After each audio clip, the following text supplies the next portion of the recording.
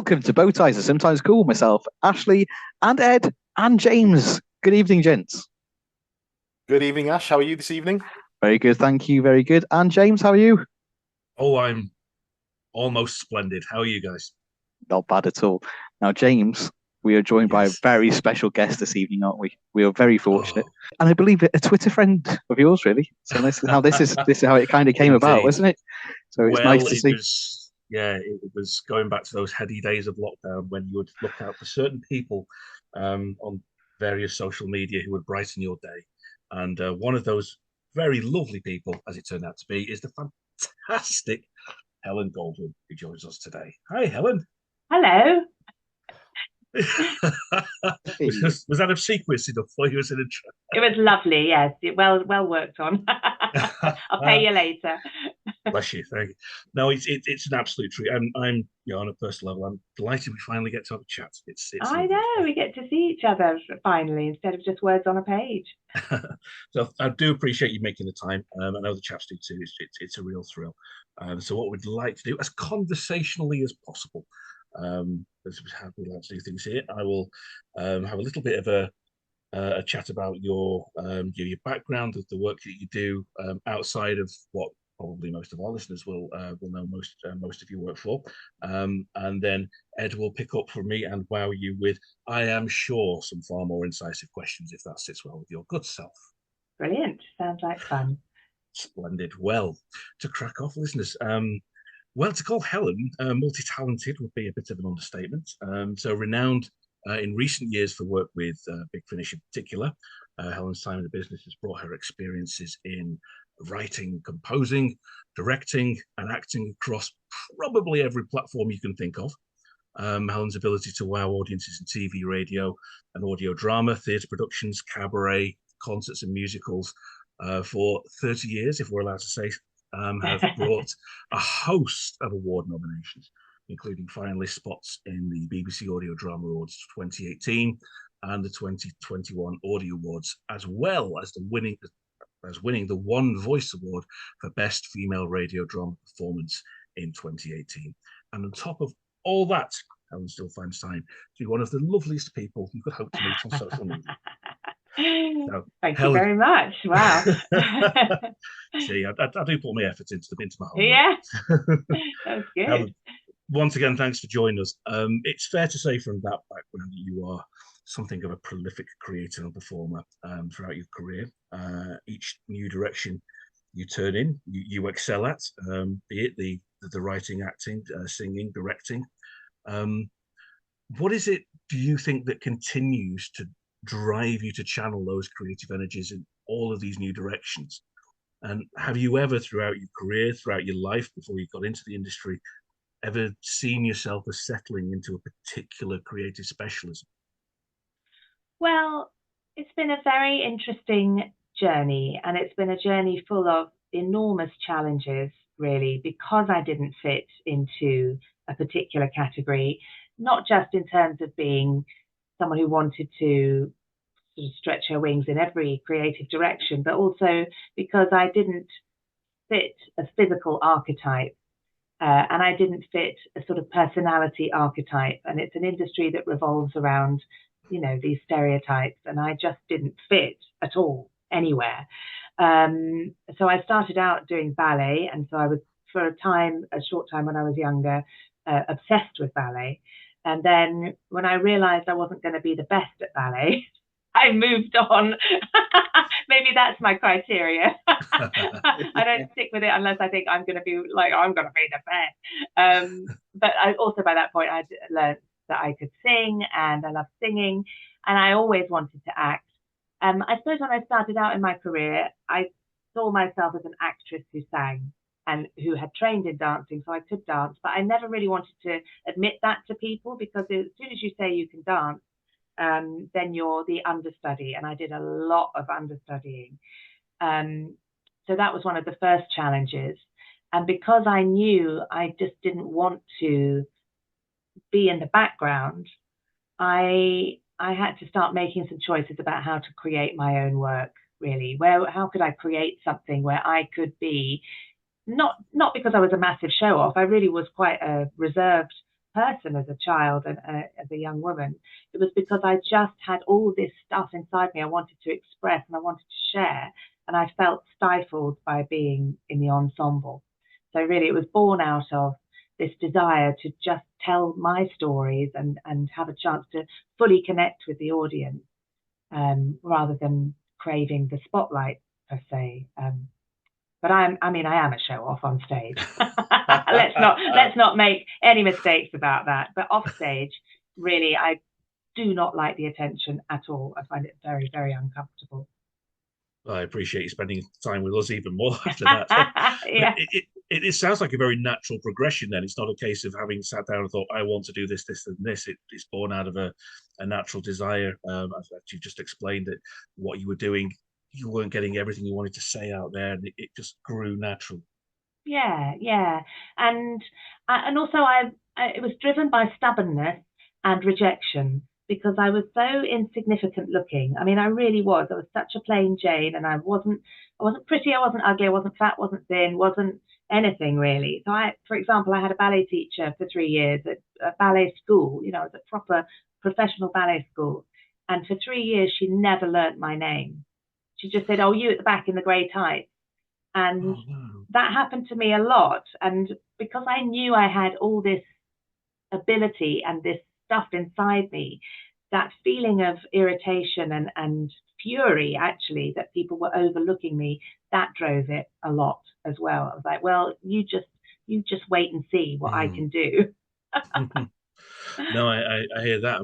When you are a reserved person naturally, I think it makes it all the more difficult, but also all the more desirable to want to get that what is inside you want to get it out of. Yeah, without having to schmooze, without having to suck up to anyone, without having to play the game. That's why sometimes you have to create your own specific journey. Because I was rubbish at all that as well. Just so scared of authority and just didn't know how to, get in with the right people. Well, indeed. But having successfully broken through those particular barriers and found where your passions were in all these different areas, I suppose I'm interested in, how do you find it now that you're established, you're respected within the profession? How easy do you find it to, I suppose the word would be compartmentalize all these different passions that you have and wholly occupy whatever position you have in a project? So if you're directing for some, do you ever sit there and think to yourself, I wish I was acting in this, I wish I'd written an installment of this, or is it relatively easy for you to shift into whichever mindset you need to be in? I think in general, I'm very, very separate. So if I'm directing, it's very rare that I would think, oh, I wish I was playing that part. And the same with writing. Once I've written something, I'm very happy to hand it over to a director, because I'm bored of it by the time I've finished it. Like, I don't want to do it anymore. You're welcome to interpret it however you want. I'm not precious about that at all. If a director or an actor wants to change the interpretation of what I've written, and it's something that I didn't hear in my head, I really love that. I love that they've brought something fresh to it. So no, I'm quite lucky in that respect, I think. That must feel remarkably free to be able to shift between roles like that. I guess. Incredibly envious. Yeah. But also a bit mad, isn't it? I am a bit crazy. The best people are. That's fine. So, I mean, conversely, perversely, there's plenty of occasions throughout your career when you've taken on multiple roles in a production. So I suppose the extra question I'd ask now, having listened to that answer, is that always by design? When you're starting a project of that nature, that right from the start, I will be doing multiple jobs, so I am mentally in those zones. I would say yes. Yes, I suppose for something like At a Girl, where I knew I was co-devising, producing, co-writing, I also knew I was going to be playing small roles in the first series of that. But in order of priority, really, the writing was, well, no, that's not true, actually. Everything was equal apart from the acting. I don't have to prep that, really, apart from the fact I had to learn how to do a Polish accent. But no, I suppose I approached it knowing that I was going to be responsible for all of those elements. But when I've done a theatre production, so I did co-write and co-produce a few things that I knew I was going to be in. That was incredibly stressful. I can't produce my own stuff in the way that I used to, because it's always at the expense of the performance. So when you get to finally focusing on the performance, you're so stressed and agitated by all the other stuff that you're juggling. That's why I haven't done my one-woman show as much in recent years, because I always produced my own shows. And then I hit a point, I suppose, when I've been spending more energy as a parent as well. That takes up so much energy. I just thought, I can't do that anymore. It's too much, because the performance will always suffer, and you can't enjoy it. You can't relax and enjoy it because you haven't done enough prep. No, that's fascinating. I mean, you mentioned there's some of the theatre stuff that you've been doing. I was going to ask you in particular about your one woman show. I suppose the assumption you're looking in from the outside would be that the buzz you would get knowing you're standing on the stage or getting the applause at the end of a night's performance, knowing I have done everything to do with this, it's all down to me, must be amazing. But when you then step even further back, actually the amount of stress that goes into that must be shattering. It's mad. It's mad. Well, at this February, I did one night of my one-woman show because a friend of mine was producing it at the Union Theatre in London, and I thought, it's a great venue. I know I can get an audience. I've just come off the back of doing panto, so my voice is in good shape. But what it meant was I had to sing every night for an hour and a half for the whole month, for the whole of January, on my own in this room. I had to sing through the show. I had to get all the songs in shape. I had to make sure that the backing music was correct. I had to organise my rehearsals, blah, blah, blah. Did the show. Absolutely wonderful, fantastic, triumphant night. Loved every second of it. Had 2 days of euphoria afterwards. And then inevitably I had that dip where, and you probably know this as a writer as well, James, where you think, I've created something I'm so proud of, and nobody knows it exists. Oh, believe me, I know that feeling. What is the point? Why did I do all that work? Like 55 people came and stood on their feet and stamped their feet at the end of that show, which makes you feel amazing. And then you think, well, nobody else knows, so what's the point? So I don't know why we do it. We do it. It's like a drug, isn't it? It's like a drug addiction, actually. Do it because we have to. It's like you said at the start. It's inside. You have to just express it some way. Yeah. But yeah. The only people who notice mine are the ones who write reviews that tell me to leave the country because my writing's so bad. But anyway, this isn't about me. You mentioned some of the Big Finish work, particularly At a Girl, which ran for two series around about 2020, I think it was. So it would have been, and I'm thinking that's probably where I first, this sounds horrible, began to pay attention to you. I don't mean it's all like that, but first became aware of your work through At a Girl. And for those who haven't listened to it, At a Girl dealt with the lives of the air transport auxiliary in the Second World War and garnered an awful lot of praise. A lot of those stories and the interactions were based on real things that had happened and the experiences of real people who were then blended into fictional characters. Mentioned, how did that come about? And it's clearly a project that meant an awful lot to you personally. So how does it feel to be involved in steering something like that? It's such an immense privilege. I mean, I don't take it for granted at all. I know there are writers out there that are plugging away and writing fantastic stuff, and they do not get the opportunities that I have had. And like everything else in this business, unfortunately, it is down to luck and connection, and working hard and having ability, but luck and connections is top of the list. And I'm very fortunate that I became friends years ago with Louise Jameson, who anyone who knows Big Finish or Doctor Who will know. And she's one of my dearest and most inspirational friends, just indescribably wonderful, as you would hope. And she had come up with the idea for At a Girl some years before. She went to Big Finish, proposed it as a series, and then she said, I would like Helen to produce it, because I'd never produced before. So David Richardson, who was executive producing, He's also a dear friend. He sat me in a room after a directing day, said, with Louise, it was almost like an ambush, said, well, here's the project we'd like you to produce. And I said, oh, God, no, I'm not a producer. I'm the creative one.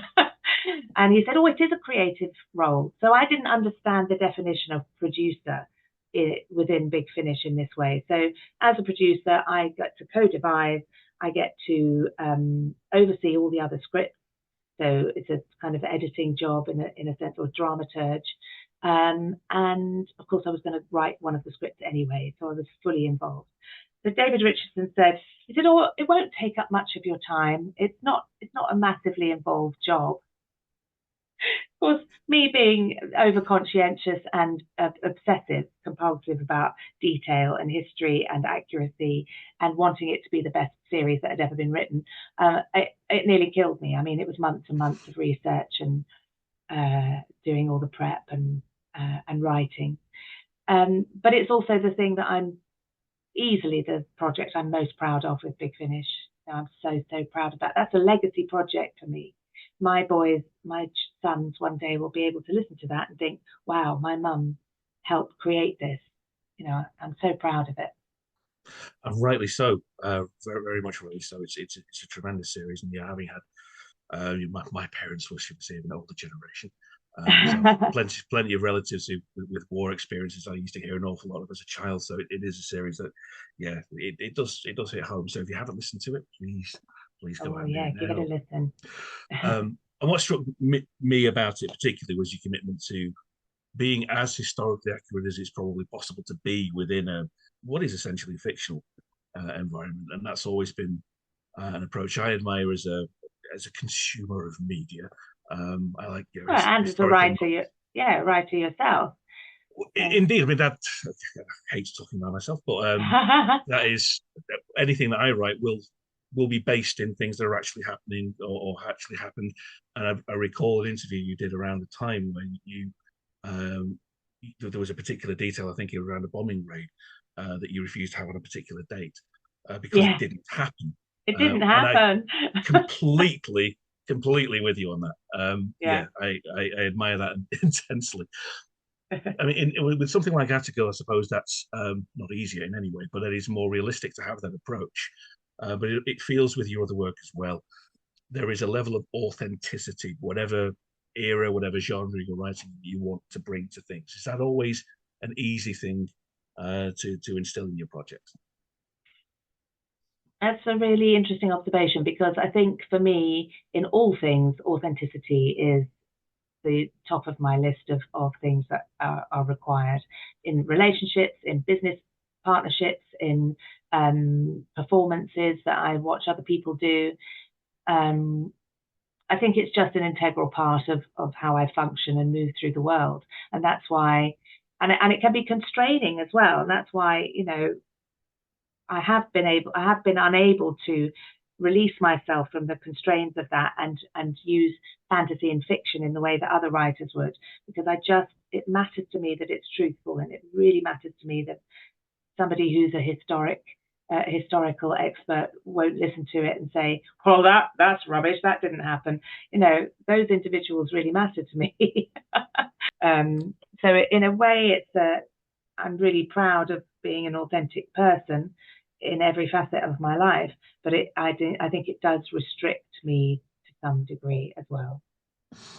I hear that as well, as we said at the start, and I hate drawing back to the length of time you've been in the industry, Helen. But it's okay, I started very young. I really did. Indeed, you wear it magnificently. Thank you. And in that all that time, the industry has changed considerably in certain areas, and probably not as much as it should have done in others.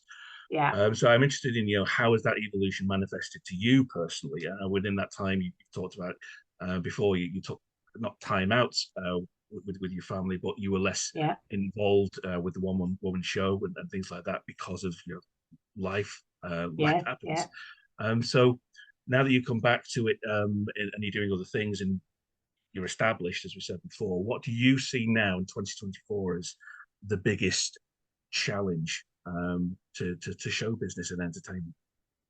Obviously the arts cuts, and the fact that drama and music and, the creative subjects are being so kind of devalued in schools when they're so crucial for evolution as a personality, as a, for kids to learn confidence, for kids to learn about other psychologies and to have a chance to experiment and be playful. I think it's just a tragedy that we're losing that.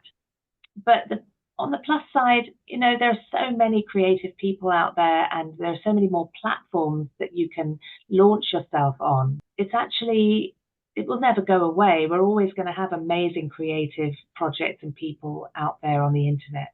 And, I always say to graduates now, you've got no reason or excuse to sit around and wait for opportunities to come. You have to create them.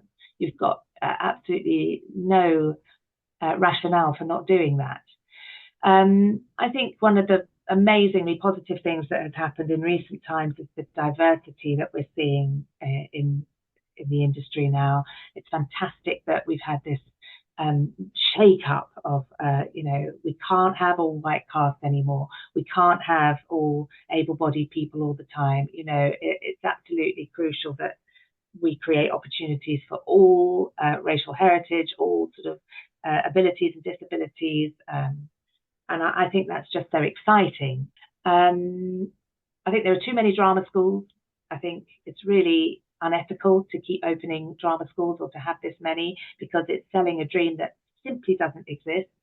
And I think it is still an elitist industry.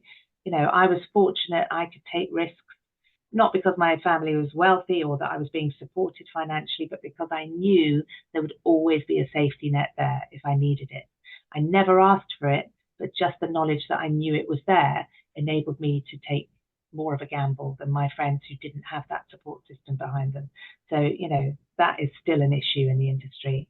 But for me, coming back into it, self-taping is new for me. It's been around for a few years, but I've not had to do that before. So coming back in as an actor and being able to self-tape and direct myself is brilliant, particularly as a parent as well. I don't have to take time off from, going into town to do that. And being an older actor now, I think there are way more opportunities for older women, even though there are still not enough. I think that's changing for the better now as well. I think there are some really juicy parts out there that there weren't a few years ago. So, it is evolving. It is getting better in many ways. I'm really grateful for your reflections. There's a lot of wisdom in what you say. And I think you're right. Yes, it's a worrying time with cuts and everything else. But people's dreams are never going to die. And there are many avenues. I said this to a college I did a talk at a while back about publishing, writing books and publishing books. And it's probably simultaneously harder than ever and easier than ever to publishing, because you might not get to a mainstream publisher. You won't get signed by a Penguin on a 6-book deal like maybe you had a slightly bigger chance of in the old days. But the world's your oyster. Write what you want and publish it. It's there. Somebody will read it. Exactly. You just get it out. At this point, I am going to depart the battlefield and hand over to the glorious Ed, who is going to regale you with some fantastic questions. So once again, from me, thank you very much, Helen. My pleasure. Cheers, James. Never been called glorious before. That's a new one. I'll take it. I'll take it. Helen, thank you very much indeed again for taking time to come on this evening. As James said, I'm going to delve a bit more into your work for Big Finish, especially to begin with this particular story. I'm so old school. I've got the CD of it. If Ash hasn't put a picture up, it's the 2004 story, I think, Doctor Who and the Pirates. So probably what? Yeah, it's 20 years ago. Yeah. It's got to be, hasn't it?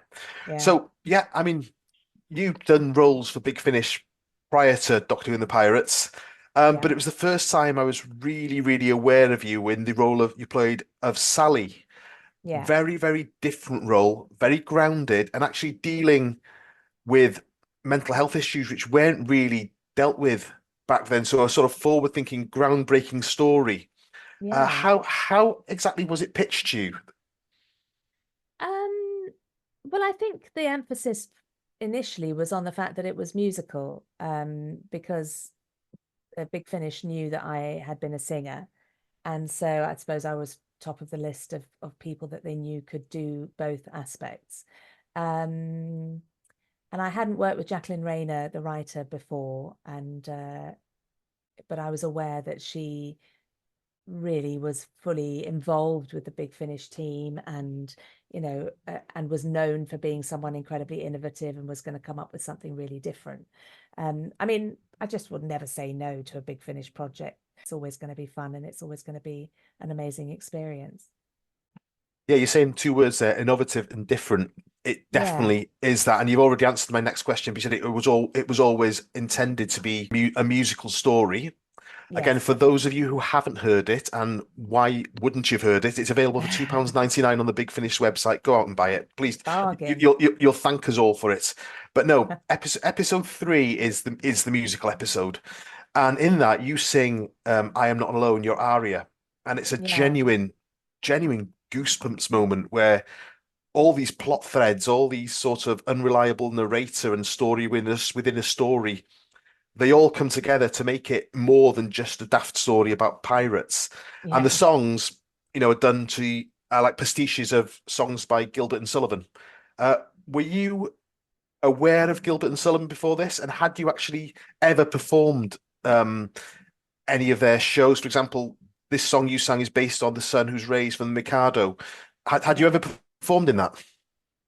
I hadn't been in a full-length Gilbert and Sullivan show, but I was very aware of Gilbert and Sullivan. I'd listened to it loads as a child. We had records of Iolanthe and Pirates Penzance, and I knew it very well. And I had sung several Gilbert and Sullivan songs when I was younger because I was very much a coloratura soprano. So I had a bright, very high, sort of fast vibrato, classic, kind of not classical because I wasn't opera trained, but I had a classic style soprano voice. So one of the first songs I ever sang as a solo was Poor Wandering One, which I think is from Pirates of Penzance, and that's very much the coloratura soprano tricks that you do as a singer like that. And also the humor of Gilbert and Sullivan was very much up my street. But I had my tonsils out about 2 years before we did Doctor Who and the Pirates, which had actually turned out to be a terribly disastrous thing for me as a singer initially, because it changed the resonating chamber of my voice and meant that my vibrato had completely changed as well. So it was much slower vibrato and a sort of deeper tone of voice. And so I was still getting used to that new voice when I recorded that story. Because really, it sounded absolutely effortless. Was it a one take? No, it No. wasn't, because I'd lost all my confidence as a singer. It took me years to get it back. I was really in a state of completely thinking, oh, I probably can't sing anymore. So I hadn't sung for a while, and then I had to get back in shape for Doctor Who and the Pirates. And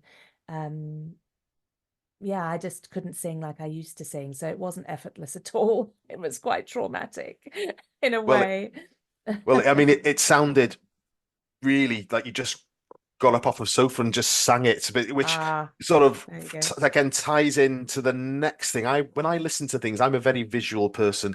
I can see what's happening with these plays rather than just hearing it as an audio. I've got pictures in my mind, but with this, with it being a very sort of theatrical performance, I've got in my head if I had even one fingernail full of talent as a director, and I would had someone to back me, how I would sort of stage it, frame it, whatever the technical term is. I mean that bit there with the aria, basically I can see the spotlight going on to Sally, her getting up off the sofa, wandering around her flat and just singing it without even looking like she's trying. But this is about you and not my silly ideas. If you were to stage it, how would you stage this story? Well, I suppose it's the juxtaposition of reality and fantasy, isn't it? Because the singing bits are a kind of this elevated, fantastical sort of environment. So I could see it having the contrast of neutral colors on the stage for the real bits, and then this incredible Technicolor, almost like it is in The Wizard of Oz, where it's black and white until she gets into the land of Oz. I think it could be like that.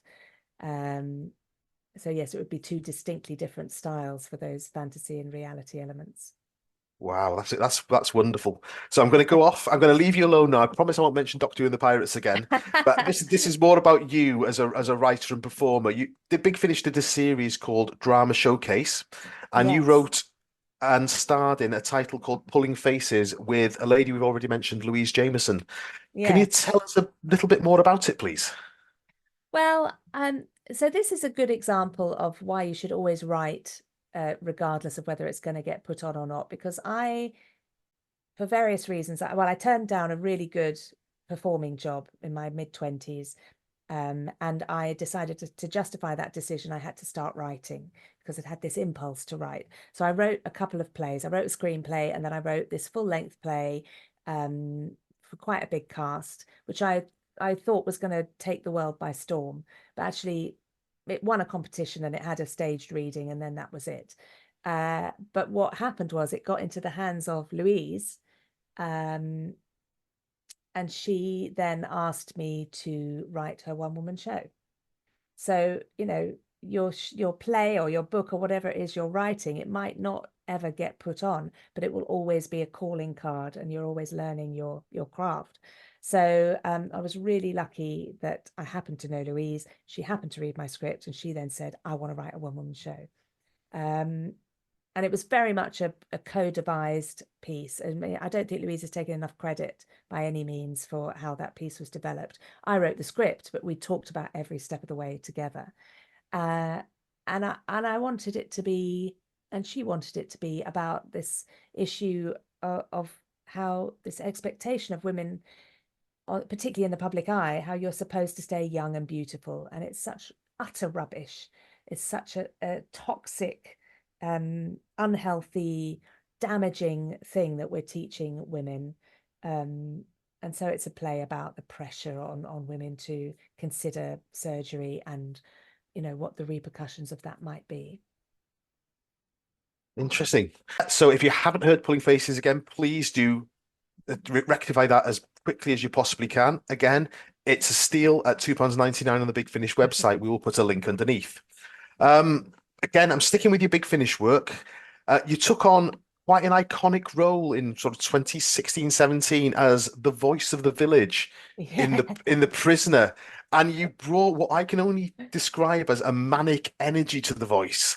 I mean, how did you approach that role?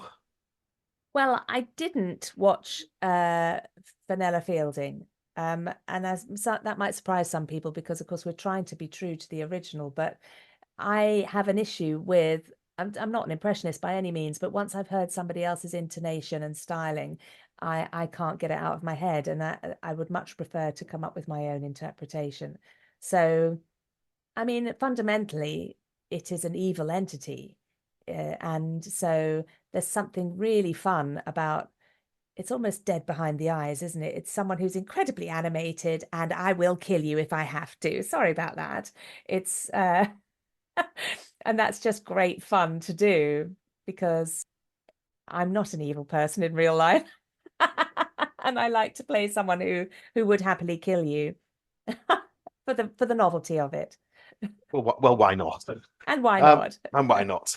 So, manic energy.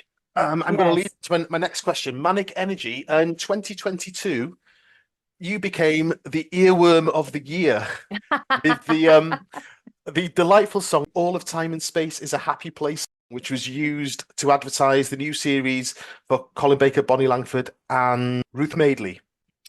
Can you tell us a bit? Can you tell us about it? Why did they pick you? Was it the manic energy? Well, probably. Again, it was Jacqueline Rayner, who is such an out of the box thinker and such a genuine fan of the whole thing. And she just came up with this wacky idea of making it this nostalgia fest. And we didn't have any budget for it. And so I said, and I don't know if they angled it so that I would say this, but I said, well, I'll sing it. You know, I love to sing, and I've got a studio at home, so just send me the stuff and I'll sing it. Because it just And seems to get more and more manic as it goes on. yeah. Yeah. Yes. Well, I was trying to, because again, it's emulating that old school vintage BBC kids program presenter. And of course, that was my era when I was a kid. They were all talking like that. I mean, nobody talks like that on the BBC anymore. But it was very much my childhood. You know, that voice was very familiar to me. So yeah, it was great fun to just make it as silly as possible. Fantastic. Going away really now from your performance work with Big Finish to your directing work. Mhm. You have directed Christopher Eccleston's tenure with I Big have. Finish. Was that something you actively sought, or were you approached to do it? Well, this is an interesting story because during lockdown, I said to David Richardson, who's the executive producer on that one, I said, oh, you know, have we managed to get any actors that we wouldn't normally get because they're all sitting around at home? And he went, no, unfortunately not. And then literally a week later, they announced that they'd got Chris. And then he said, would you like to direct it? And I was so shocked because I had just been so hopeful that they would get him, partly because I thought it would be great for Big Finish, but mostly because I thought it would be so lovely for Chris. I thought it would be lovely for him to come in and have a happy time, but I never for a moment envisaged that that would be with me.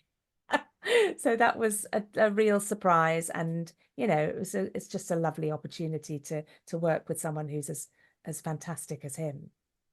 And he comes across as sort of a very intense actor as well, but you seem to have got you managed to get comedy from him, which is amazing. I mean, was he please tell me to stop asking questions like this, but was he No. an easy actor to direct? Did he respond to direction really well for me? Did he just come in and do the job? He is a comedian, actually. Chris is such a funny guy. He's a proper entertainer. Sometimes he's very reserved and he wants to take himself off and just focus on whatever else is going on. But he will be the life and soul of the party if he's got the time and the energy for that, and makes us all laugh our socks off. And so bringing out the comedy is easy for him. And in terms of taking direction, yeah, just really open to it. Really, he's very quick to get it. So sometimes he'll say, yes, understood, before I've quite finished what I'm saying. And if I didn't understand his personality in the way I did, I might, in the early days, have thought, oh, okay, I'll shut up now. But I knew it was him. I understood early on that it was him just saying, I've got it. You don't have to say anymore. And I like to work super fast, and I like people who are really quick, and that just suits me to a T. I mean, that's how I like to work. That's absolutely amazing. Thank you so much for sharing that with us. Really, last question is about you as you. Yeah. Can you tell us any more about any upcoming projects you may have, or give us any hints as to what to expect to hear from you in the future? Well, obviously I'm doing more acting in the past year and a half, and that's been a really lovely evolution for me. So, I mean, I've just been in The Famous Five, which some people have seen, and that was fantastic experience. I've just filmed a commercial for a mobile phone game, and that'll be online in the next couple of weeks, playing another silly comedy character. I never get the glamorous roles. And then in the summer, I am doing a big show in London. I'm in a musical. I'm not able to say what it is until it's officially announced, but it's a musical I've always wanted to be in. I'll be doing that all over the summer, and I'm really thrilled about that. And in between that, I will be doing some more directing. I've got a few projects that have come in recently that are going to happen probably more towards the end of the year. I've got one writing project on the go. And my one-woman show, I'm plugging. I'm going to be starting a whole new social media campaign where I'm going to be putting out songs, recording well-known musical theatre songs, and just trying to build up more of a following to get my show on for a longer run. So lots and lots to be going on with. That's it, really. Marvelous. Helen, thank you so much for taking time to speak to us this evening and sharing those little tidbits of what we got to expect for you in the future. We'll certainly look out for that show. Ash, Yes. I will hand over to you to wrap up. Thank you very much, Ed. Helen, you've been wonderful. And to put it, Thank you. yeah, and Mad. Oh no, sorry, I can't say that. You noticed that, did you? Yeah, just a couple of times, just a couple of times. No, you have been fantastic. Do you know what? I've loved listening to this. I mean, gents, fantastic questions as always. Thank you for your efforts there. Brilliant. Yes, thank you. I enjoyed that. And so, as I usually say, on that bombshell, it's going to be, it's good night from me. Good night from me. Good night from me. Good night from me.